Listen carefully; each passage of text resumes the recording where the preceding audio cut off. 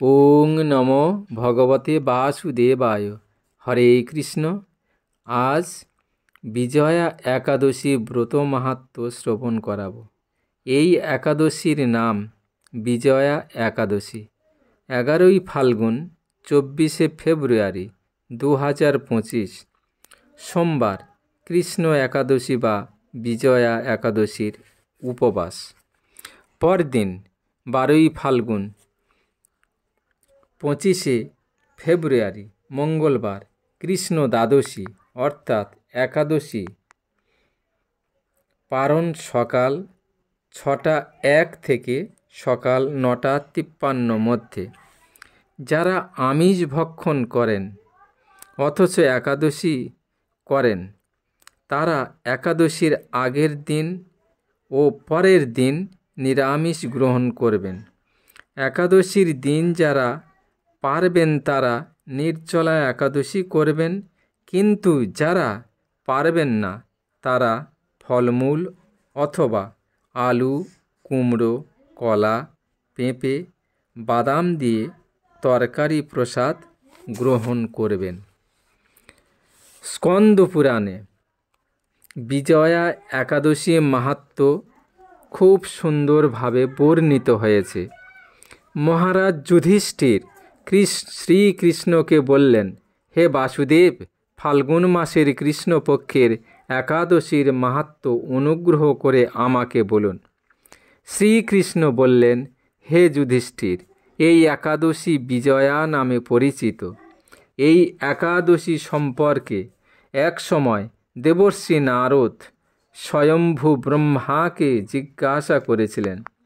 তিনি এই প্রসঙ্গে যা বলেছিলেন তা আমি এখন তোমাকে বলছি।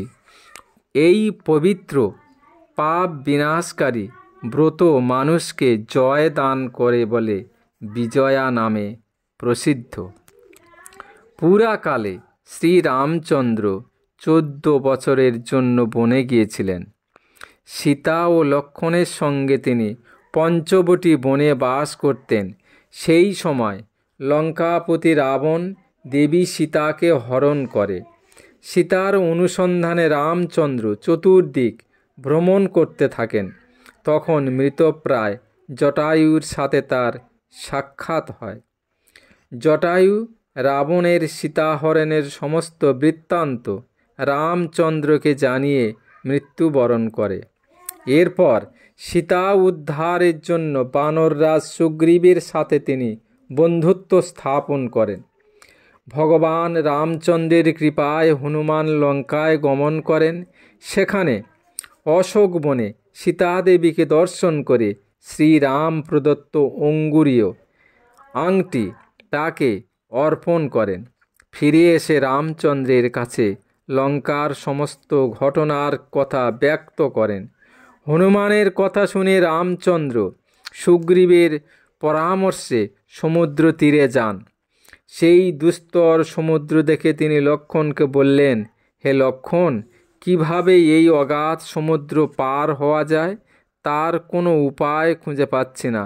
উত্তরে লক্ষ্মণ বললেন, হে পুরুষোত্তম, সর্বজ্ঞাতা আদিদেব আপনি, আপনাকে আমি কি উপদেশ দেব? তবে বকদালব্য নামে এক মুনি এই দ্বীপে বাস করেন। এখান থেকে 4 মাইল দূরে তার আশ্রম। হে রাঘব, আপনি সেই প্রাচীন ঋষি শ্রেষ্ঠকে এর উপায় জিজ্ঞাসা করুন। লক্ষ্মণের মনোরম কথা শুনে তারা সেই মহামুনির আশ্রমে উপনীত হলেন। ভগবান রামচন্দ্র ভক্তরাজ সেই মুনিকে প্রণাম করলেন। মুনিবর রামচন্দ্রকে পুরাণ পুরুষ বলে জানতে পারলেন। আনন্দ ভরে জিজ্ঞাসা করলেন, হে রামচন্দ্র, কি কারণে আপনি আমার কাছে এসেছেন তা কৃপা করে বলুন।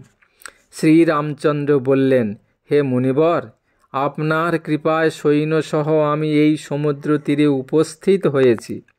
রাক্ষস রাজের লঙ্কা বিজয় করাই আমাদের প্রধান উদ্দেশ্য। যাতে এই ভয়ঙ্কর সমুদ্র উত্তীর্ণ হতে পারে তার উপায় জানবার জন্য আমরা আপনার কৃপা প্রার্থনা করি। মুনিবর প্রসন্ন চিত্তে পদ্মলোচন ভগবান শ্রীরামচন্দ্রকে বললেন, হে রাম, আপনার অভীষ্ট সিদ্ধির জন্য যে শ্রেষ্ঠ ব্রত করণীয় তা আমি বলছি। ফাল্গুন মাসের কৃষ্ণপক্ষের বিজয়া একাদশী ব্রত পালনে আপনি নিশ্চয়ই সৈন্যসহ সমুদ্র পার হতে পারবেন। এই ব্রতের বিধি শ্রবণ করুন।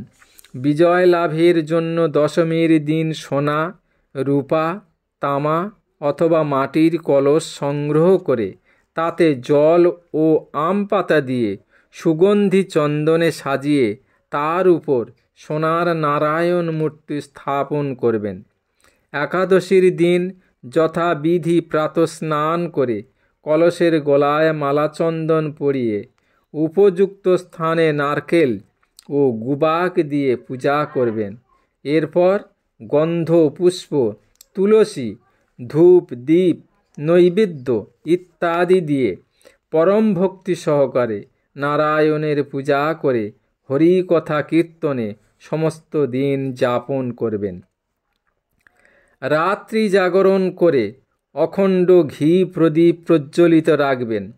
দ্বাদশীর দিন সূর্যোদয়ের পর সেই কলস বিসর্জনের জন্য কোনো নদী, সরোবর বা জলাশয়ের কাছে গিয়ে বিধি অনুসারে পূজা নিবেদনের পরে তা বিসর্জন দেবেন।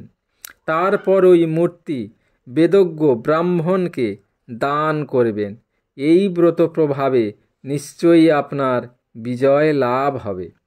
ব্রহ্মা বললেন, হে নারদ, ঋষির কথা মতো ব্রত অনুষ্ঠানের ফলে তিনি বিজয়ী হয়েছিলেন।